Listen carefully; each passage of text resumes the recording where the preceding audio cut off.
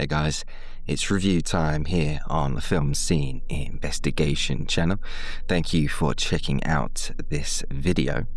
In today's review, I'm going to be taking a look at the 1992 erotic drama Damage. This is a movie that I only recently came across through a conversation on X, and yeah, I checked out the trailer. I saw the ensemble cast, read the synopsis, and yeah, I was pretty intrigued, so I decided to check it out. Just before we get into the review, guys, as always, if you haven't already, please do consider subscribing to the channel. All the support is greatly appreciated. So, Damage from December 1992 was directed by the French filmmaker Louis Malle and was based on the novel by Josephine Hart. Now, this certainly was a movie that had or commanded a high budget. I believe in and around about $30 million it took to produce. And while certainly it can't be denied that this is a very good-looking film, I still thought that $30 million for an erotic drama seemed pretty high. Narrative-wise, the movie centered on the British Member of Parliament, Dr. Stephen Fleming, who was played by actor Jeremy Irons, a man who was celebrated among his peers for his peacekeeping abilities. Fleming was well educated and came from a very wealthy background. Also, he shared a very big house in London with his family, and yeah, overall it seemed like this idyllic life. While his life seemed to be running fairly smoothly, one day his son Martin appeared with his girlfriend Anna, who was played by actress Juliette Binoche. As soon as Fleming laid eyes on Anna, he immediately became attracted to her. I mean, it was pretty obvious, but he still obviously tried to hide the fact. It was pretty awkward, obviously, with Anna dating his son. So, of course, you know, Anna was out of bounds, but that seemed to only entice Fleming even more. To make things more complicated, Anna also found Fleming very attractive. She saw his high status as a member of parliament, and yeah, you know, she was attracted to him. So eventually they ended up meeting in secret. Very quickly, these two ended up starting this sordid affair behind closed doors, with both Martin, the son, and Ingrid, Stephen's wife, none the wiser. As the days and weeks passed, it was pretty obvious that Fleming became infatuated with Anna. I mean, suddenly he wanted to be with her all the time. And I don't know, I guess you could call it an obsession of sorts. Seeing Anna infrequently, well, that was fine to begin with. But as Fleming's feelings grew deeper, he wanted more and was ready to give up everything for Anna. As for her, she was a little bit more reluctant. I mean, she was quite happy to carry on this sordid affair, but was also happy to remain with Martin. Anna was quite happy to, you know, go between the son and the father. I mean, she didn't care. She was happy with this setup and wanted no change. While Fleming initially agreed with what Anna wanted, you know, to carry on in secret and not make things public, obviously it was very difficult for Fleming to cope, you know, seeing his son with the woman that he loved. As I said, it was an obsession. He was truly infatuated with her, and well, his behavior only got worse. once Martin and Anna announced their engagement. Suddenly, the woman that he wanted so much was going to go off, into the sunset with his son. This, deeply affected Fleming, who could just basically stand there and, pretend to be happy for the couple. So Damage was a film that explored many different themes, and one that really stuck out to me was the movie's messaging surrounding trauma. You had the Anna character basically suffering from this mental crisis with, this inner turmoil, all thanks to her upbringing and having this traumatic moment seeing her brother kill himself. That devastation that she suffered at a young age, she never really got over that. That was pretty clear. And that kind of manifested itself into this adult woman seeking out these dangerous situations. Even though she was happy to cheat, lie, and carry on with this affair, ultimately the movie tries to not necessarily villainize the Anna character. The trauma that she suffered at a young age, that shaped her mindset going forward. It is true that experiencing mental distress at a young age can possibly hinder people's emotional development later in life. So, we read about that, we know that, and seeing that implemented into the narrative was pretty intriguing. And putting that all to one side, the criticism then shifted onto Fleming as the film portrayed him as a scummy political figure. The movie did paint a very bleak picture of political figures, showing them as liars, cheaters, and people that are completely devoid of any moral compass. As for me, I found the representation to be a pretty honest one, all things considered. Time and time again, we have seen various political figures over the years entrenched in scandal. Just, name a name. Okay, so the UK, Tony Blair, David Cameron, how many more? Boris Johnson, so many scandals around these people. Or even we look at America, you could say Nancy Pelosi or Chuck Schumer, Donald Trump, or even Europe, Macron, he's hated in France. So yeah, they're all making back-end deals to service one another. It's a big group, and you and me, we're never going to be a part of it. And that was very interesting. The film didn't shy away from showing that. And with Fleming being a member of Parliament, being this politician, we then saw some interesting power dynamics come into play with this secret love affair. On the outside, Fleming was a man to be respected. He was a very commanding man, a man of high status. But when it came to the relationship with Anna, she was very much the dominant one.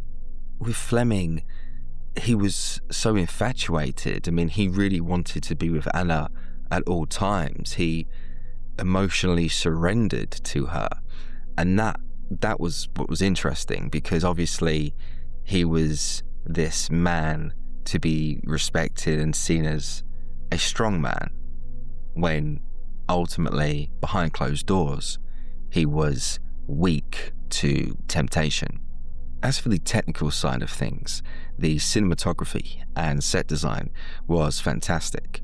There can be no denying that this was a very good looking film with all the classy decor and aesthetic.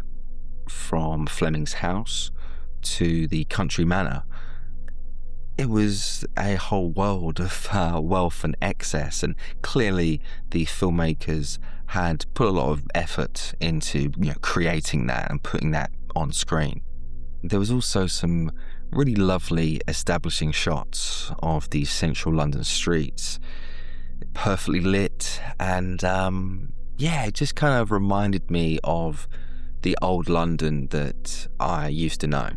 Yes, the buildings are still there, but a lot has changed in the 30 plus years that this movie was made. And London isn't the same anymore. The demographic has changed. It's become worse. And I'm saying this from experience. Back then, London looked a lot more sophisticated. It had a lot more character than it has now. It's a lot more tacky, and vape shops and just Uber bicycles and whatever. It's just a real shame to see how it's turned out. When it comes to the acting, Jeremy Irons was brilliant playing Dr. Stephen Fleming, the British politician who tried to convey that he was this ideal family man while starting this secret love affair with a younger woman. I thought that Jeremy Irons was quite captivating to watch on screen as his character tried to juggle his work, his personal issues with his family, and also his secret love affair. Irons was perfectly cast in this role, and I think not just from how he looked, because he certainly looked the part with his sleek designer suits, but I think it was also that he carried this kind of pompous superiority when he was hanging out with his friends in Westminster. I've always been a fan of Jeremy Irons ever since I saw him in Die Hard with a Vengeance, classic film. And going into this, I expected to see some high quality acting, great performance, and Jeremy Irons certainly lived up to my expectations. The talented Juliette Binoche portrayed Anna, the seductive femme fatale who entered Fleming's life and completely tore it apart. Knowing that she was emotionally unstable, it was interesting to see Anna blend her genuine affection for Fleming with this subconscious self-destruction, with Anna witnessing her younger brother, take his own life. Obviously, that was a traumatic event, but giving that backstory to the audience, it gave us a better understanding of who this person actually was. While the character retained her mystique, adding this backstory definitely added some weight to the relationship between Fleming and Anna. I also thought that the chemistry between both Irons and Binoche was really, really strong, and it certainly elevated the overall story. Some of the more nuanced subtleties were conveyed by these two high quality actors, and I think it might not have necessarily worked if you had cast maybe some lesser talented actors. I've said this before, but when it comes to dramas, especially kind of love, romance, erotic films like that, it's imperative that the casting agents cast the right actors that can pull off, that can maintain and carry a movie when all the focus is on them. And the casting agents certainly did it with this movie, Damage. I also want to bring up Miranda Richardson, the actress who played Ingrid Fleming, Stephen's wife, who was none the wiser, had no idea about this secret love affair that her husband was having. Seeing what her character had to endure, it was it was hard not to feel sympathy for her. I mean, did she deserve that? No. And yeah, I mean, I think especially if you're watching this film and you've kind of gone through, you've been cheated on, kind of thing. It's easy to relate to her pain. The actress would go on to receive an Oscar nomination for this role, and certainly from what I saw, it definitely was an award-worthy performance. I think especially towards the end of the film, when everything had finally come out, everything had been revealed. Yeah, just the agony and pain that Ingrid was suffering. You really felt that. You really did. And just overall, a very powerful performance from Richardson. Just before we get to dislikes, I also want to quickly mention the score that was composed by Zbigniew Preisner. This was a very orchestral type score that suited the high-class world that was created by the filmmakers. There was lots of classical instrumentation, lots of pianos and violins. Yeah, it really suited the visuals that we saw on screen. It blended very well. The only thing I would say is, by itself, as a standalone, it wouldn't be a score that I would sit down and listen to. So, dislikes for Damage from December 1992. My biggest dislike for the film would have to be the sex scenes and their overall length, as for me, they just seemed way too long. Now, I will say that the various sex scenes that we saw throughout the film, they were executed very well. They were shot very stylishly, and yeah, I can't fault the filmmakers for that. But the actual length, it just dragged on, and I felt it was kind of unnecessary. Now, obviously, this was all down to heighten the titillation for the audience, and yeah, I mean, especially some of the wider shots that we saw of both Jeremy Irons and Juliette Binoche rolling around on the floor. I just think, 20 seconds of that is more than acceptable, rather than something that's a minute and a half to 2 minutes long. It's like, yes, we get it. These guys are in love, It's like, yeah, it just didn't need to be. But you know what? I'm going to say this. I think my dislike also is reflective of me at my age.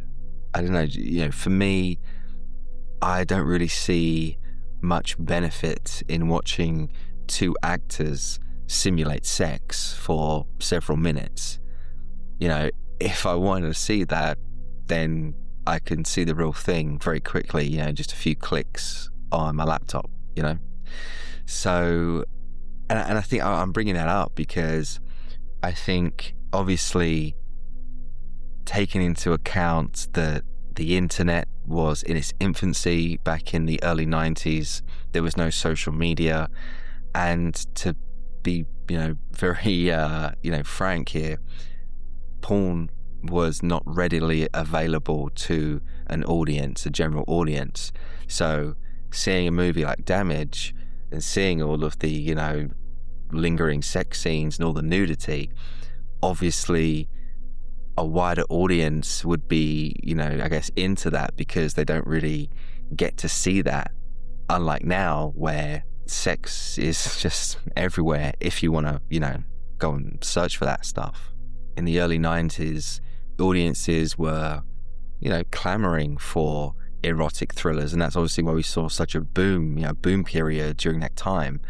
But obviously, things changed, technology advances, and looking back, things like these, sex scenes just seem a little bit unnecessary.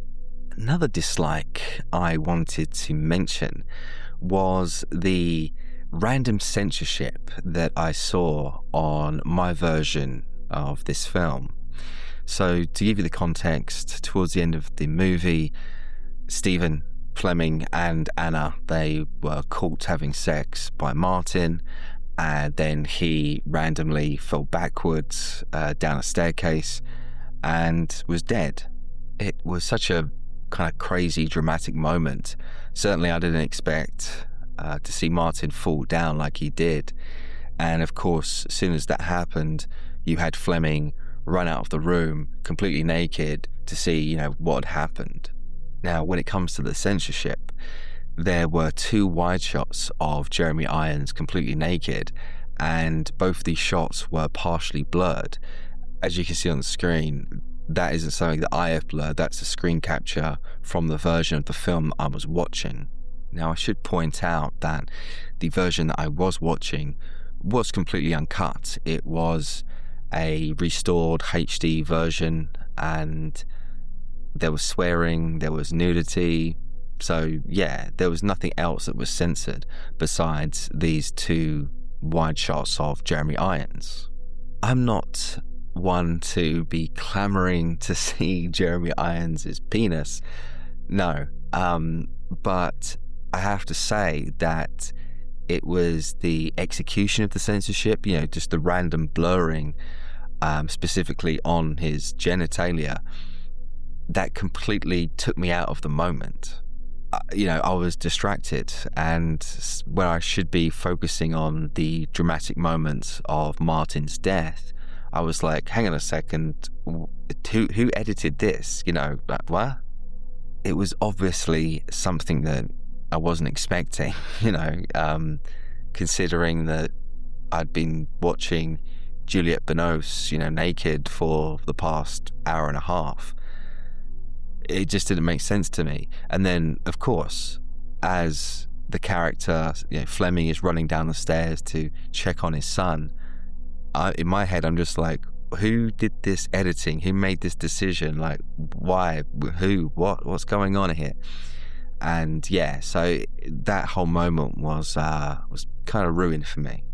Now, I don't know what the big deal was. I mean, yeah, I'm assuming back in the day when this movie was released in 1992, and then to a wider audience in 1993, I'm sure that moment remained uncut. There was no blurring there.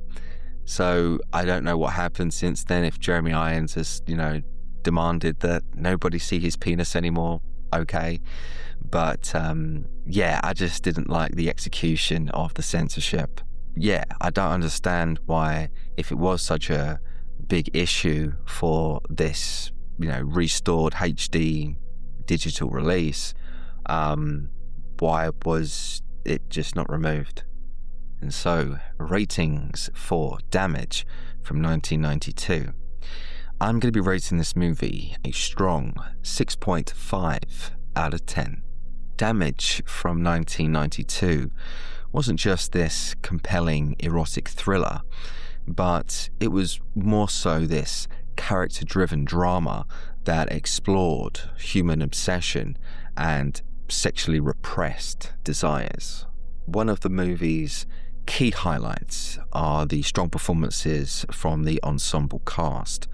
I thought Miranda Richardson, she was pretty mesmerizing, as so was the chemistry between Jeremy Irons and Juliette Binoche. As for the director, Louis Malle, I wasn't too aware of him, really, to be honest with you, up until watching this film. I've since gone on to his filmography, and yeah, he's done some interesting work in his career, so I'll definitely be checking out more of his material going forward. If you've seen Damage, then please let me know your thoughts and memories in the comment section below. For all those out there who have not seen this one yet, it is a strong recommendation from me, especially if you are into 90s erotic drama thriller type movies. Damage is one of the more better made erotic thrillers from the 90s period. And well, that is all from me today, guys. I do hope you've enjoyed this review of Damage from 1992. I will be back, of course, next week with yet another cult movie review. Don't forget, guys, if you haven't already, please do consider subscribing. It does mean a lot. And of course, take care.